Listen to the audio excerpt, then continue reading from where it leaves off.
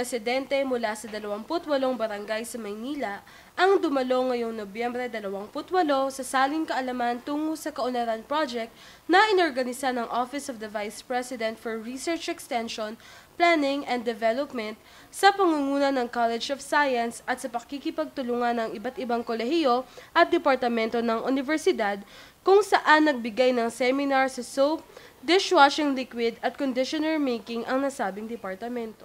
Pinangunahan ni Professor Ofelia Villamor, kasalukuyang Chief of Innovation Technology and Support Office ng Universidad, ang pagtuturo sa paggawa ng sabon, conditioner at dishwashing liquid para sa mga kalahok.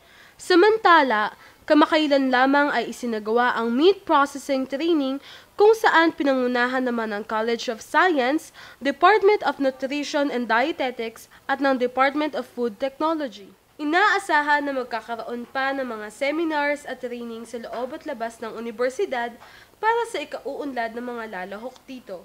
Georgette Bola para sa The Observer Flash Online.